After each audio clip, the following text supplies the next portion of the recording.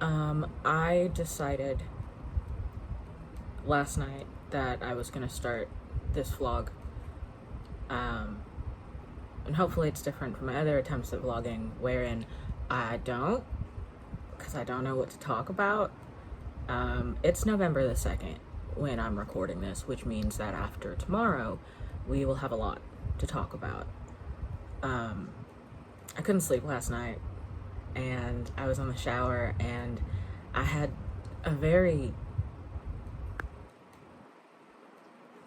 I had a thought that was so pure, it was like it was in its crystalline form. And it was that after tomorrow, the world is never going to be the same again. It's never going to be the world that we knew. And that's crazy, first of all. Yes, I am scooting into frame to hide my mess. Don't worry about it.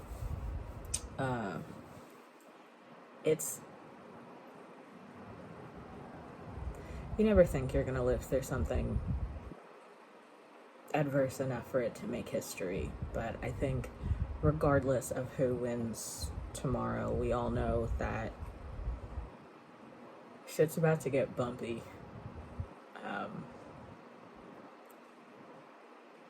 I'm not making this video as a plea for votes because it's November the 2nd and you have already decided who you're voting for. You have already voted for them. It's a done deal. I'm making this because if I have to live through something profoundly terrifying, like the state that we find our country in right now, which is ultimately its most honest form, I want to remember every bit of it. That's not true. I should remember every bit of it. And my brain is a sieve. I have some neurological issues, so can't trust myself to remember it, so I am committing it to tape. And even doing this, it feels like I'm in a horror movie. You know, when the friend of the protagonist knows he's gonna die, so he leaves a video with a clue. I don't mean to sound dramatic. I don't. I often do anyway, but in this case, I don't think that I'm I'm overestimating the potential consequences of tomorrow's results.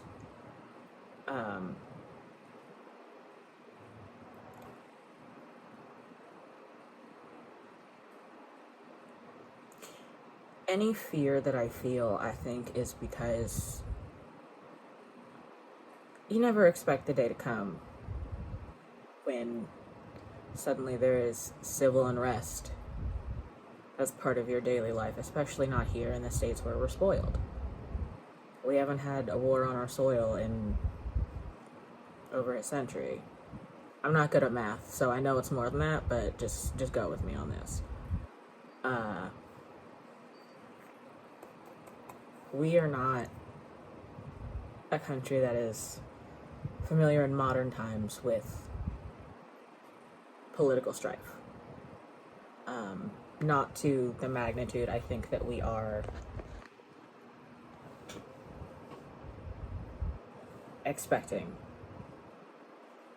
And on tomorrow, I'm also super high because for obvious reasons my anxiety is also very high. So bear with me.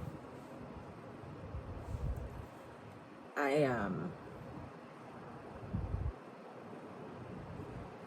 don't know what's gonna happen.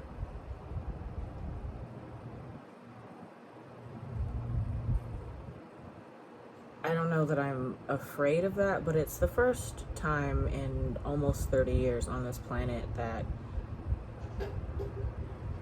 I had no clue what the world was gonna look like at the end of the week. And I realize that's a huge privilege, and I realize that to a lot of people it seems like a reach.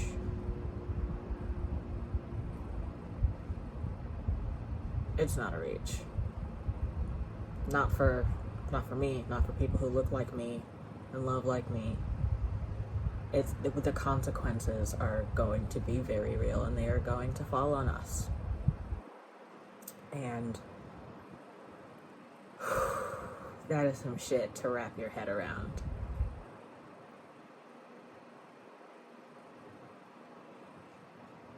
I guess it's weird to have an open book test on your moral fiber and what you stand for as a person and what you believe in any defining way.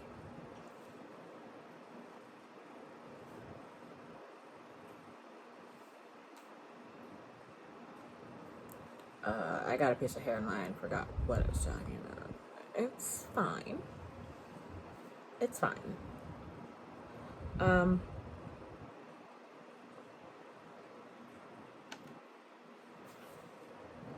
To this point, I've gone very 1800s decadence, absurdism, painting the roses red about the entire thing. Not because I don't take it seriously, but because the time is coming where there won't be a lot of merrymaking. And it's kind of tragic when you think about it. It is. But necessary. You know, it's time.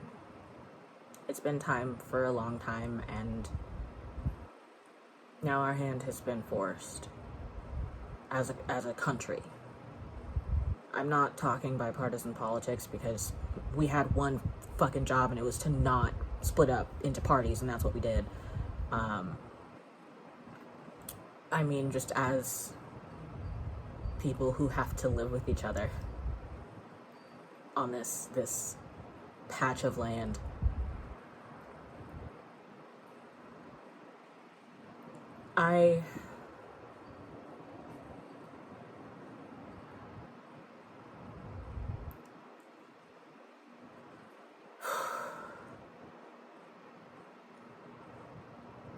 Let me explain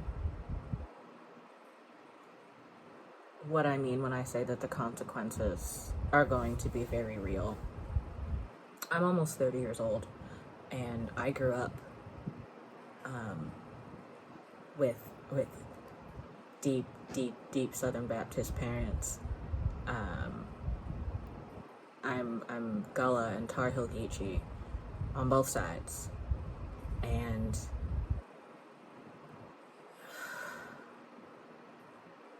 I never actually thought I would see the Klan ride in my lifetime. I knew the fight wasn't over, obviously.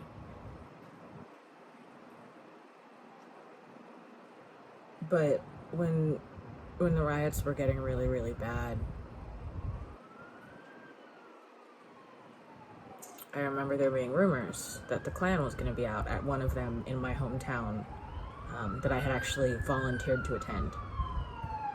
And our presence was actually called off by the lead organizer because it was so dangerous.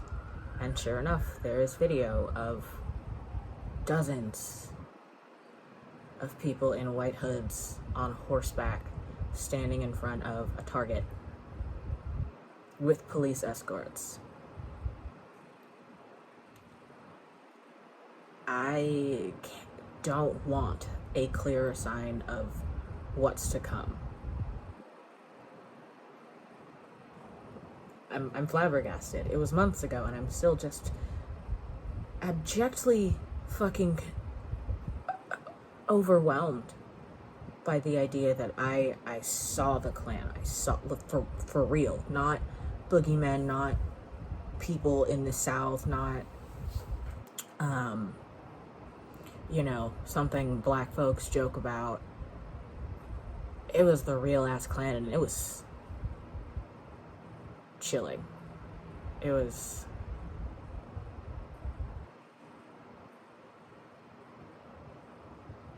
I had never experienced anything like it, and I don't even really know how to put the feeling into words, except that it's cemented that this is real. Racism has had 4 years to grow and feed and poison and infiltrate and finally show its face for the first time in a very, very long time. And I don't imagine that once you have that freedom, you're willing to give it up. Everyone that I know that is of color is thinking long term, is thinking first aid, field manuals, growing their own produce, trying to secure their own plots of land, combat training for riots, gun training for personal safety, usually through the Huey P. Newton Gun Club or something similar.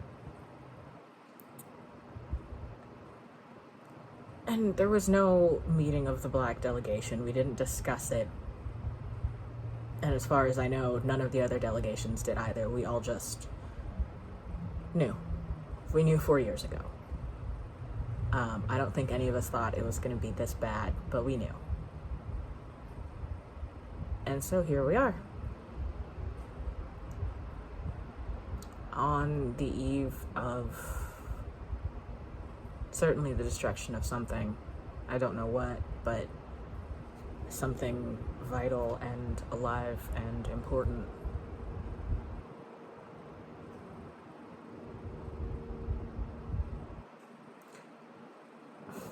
I wanted to be funny and jovial in this video,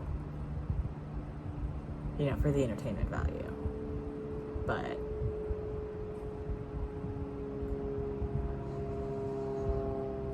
all I can think is that I have brothers, cousins, I have a sister, I have a mother who is sickly and who lives very far from me that I worry about every day. I have the memory of the Emmanuel Church shooting, which has been my family's church for decades, and knowing that my family was there that day, and that person has not been appropriately punished.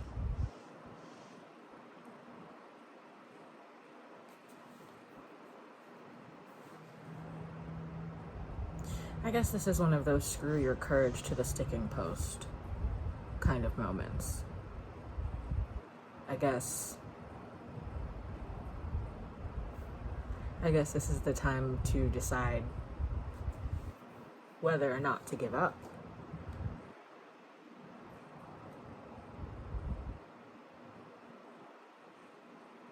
I won't. I'm too mean to die, first of all, but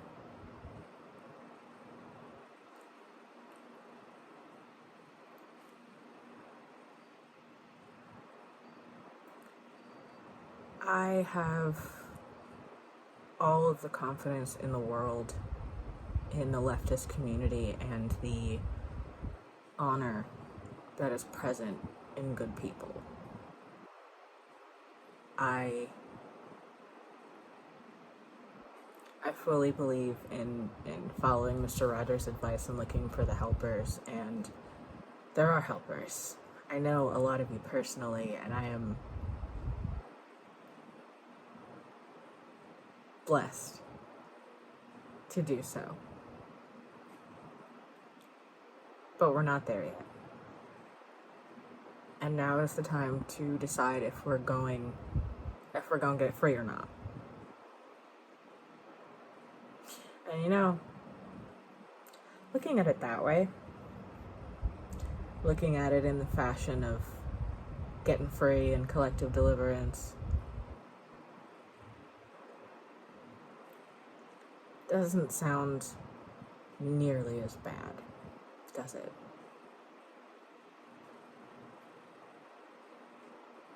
We'll see what happens. See you on election night.